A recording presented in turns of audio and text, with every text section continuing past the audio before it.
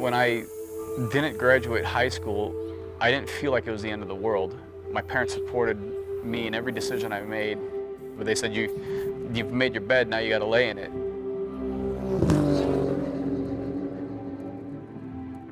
I ended up going from not being able to graduate high school to working in a gas station to a Ford dealership to then I worked at this exotic car dealership that they had a race shop in the back. They had a 993 RSR, so I'd always go there after work and try to just let me do anything here, anything, and they'd kick me out. I kept bugging him, and he let me finally start sweeping floors, and then ended up going to the racetracks with him. Tim and I met when we were about 20 years old, club racing in Southern California. I was working there, he was working up in Seattle, but he came down to run a 993 RSR, and that's the same car I was running as well, so we kind of looked at each other cross-eyed. To further my career, moved to California, started working for Porsche Motorsport North America, and it's just been good opportunities, and started BBI shortly after that. At BBI, we have Jared, our engine builder. He's a maniacal OCD guy who really just geeks out on the engines, and they have to be perfect. We have Louis, aka the Fabricator, and he's unbelievably talented. Everything is built in-house, from the engine, and obviously you have to build the headers and everything, and the exhaust and the intercooling system. Joey is the chassis engineer. He makes sure that the power gets put down to the ground. He's extremely good at paying attention to what the driver's saying, reading the tires. I mean, he makes sure that all the horsepower we're making with these cars are controllable. The thing that I like about BBI is that there's such a combination of resources available, from fabrication to engine management to suspension setup. And we have such a dense, focused group of individuals that are, I truly think, the best in their arenas in the industry. It blows my mind that they're even all under one roof.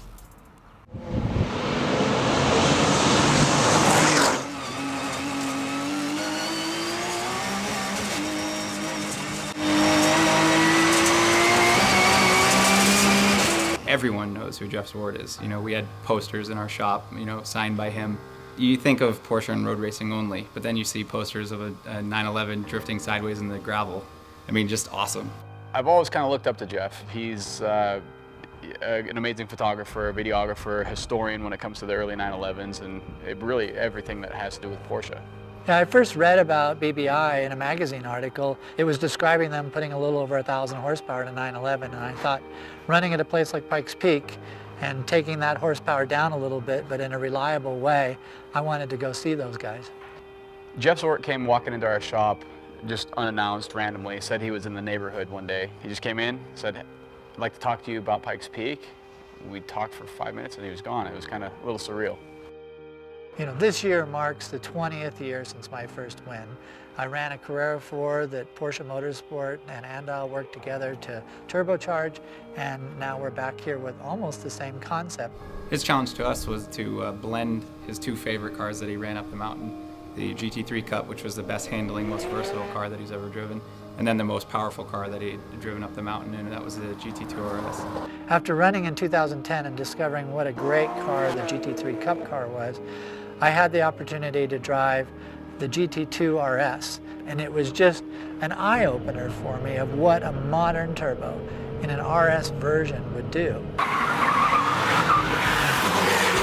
Packaging it was going to be a challenge, keeping it cool was going to be a challenge, and keeping it safe and reliable was a challenge. And that was, we went full steam right at all of it, and really had a good time building it. When we first built the car, we really did build it in less than 2 months.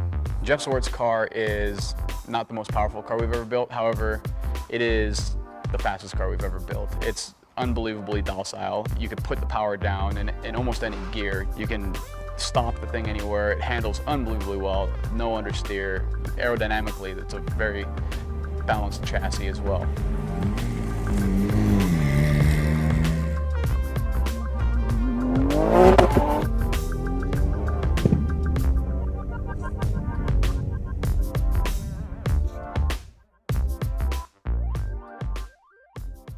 As you enter Pikes Peak, you can look left when you're crossing the dam, and you can see the peak in the morning because it's lit, and it doesn't seem like that's the same place. It seems like a different planet. Is ominous the right word?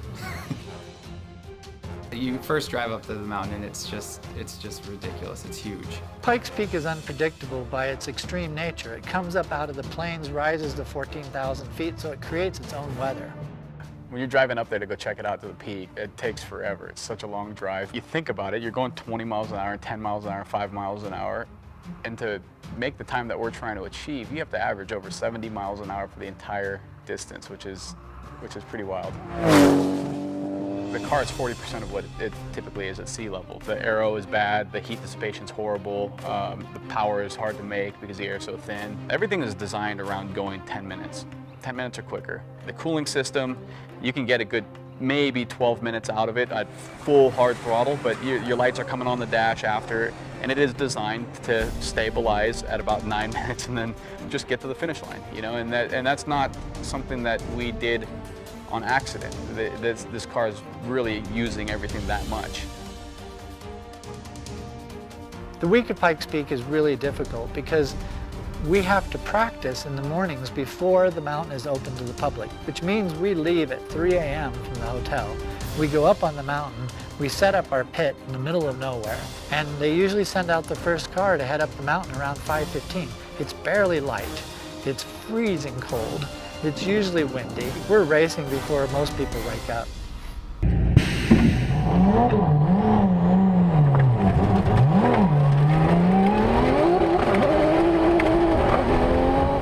So then you load up, come back down, you come to the shop, start either prepping the car, you go to breakfast. By the time you're eating breakfast, you've already had almost a 10-hour day. And it's, you know, it's not even 11 o'clock in the morning yet, you know. The way practice works is the mountain is divided up into thirds. So we drive 3 sections and we drive a different section each day. But the interesting thing is the first time we've driven the entire mountain as one run is on race day. So you have to put together your knowledge and what you've learned from 3 sections into that one day.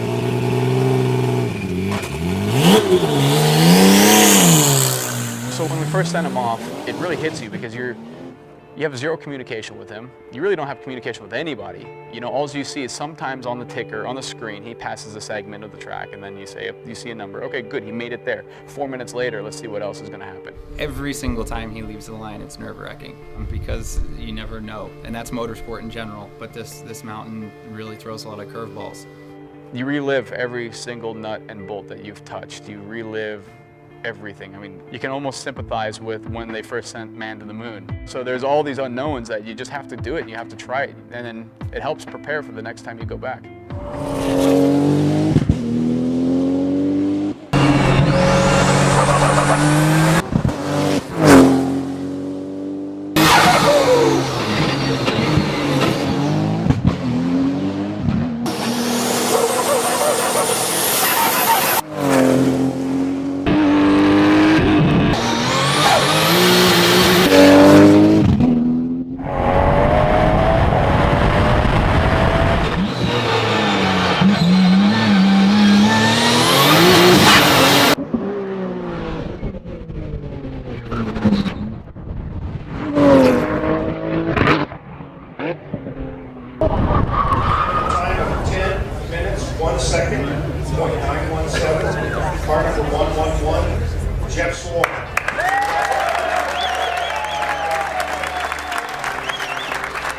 This is just the beginning. I mean, that's what we always say. We're just getting started. We're just getting started, and we just keep pushing the envelope. I always dreamed of having my own shop, and a successful one at that. And I don't define success with anything that's material. I define that with how hard have we pushed ourselves? Are we moving forward? Do we learn from our failures? And does the group like to be there? I never saw a clear path to being here. And this to me, being in this position, you know, as all of us in the shop, is a success in itself. The passion and the energy and the heart of it is 10%. The other 90% is insanity. I don't think that anybody in the right mind would do it unless there was some sort of insanity, some sort of driving force that maybe you can define it, maybe you can't, but if it makes you happy and you're doing it, then you're successful in itself, just right there.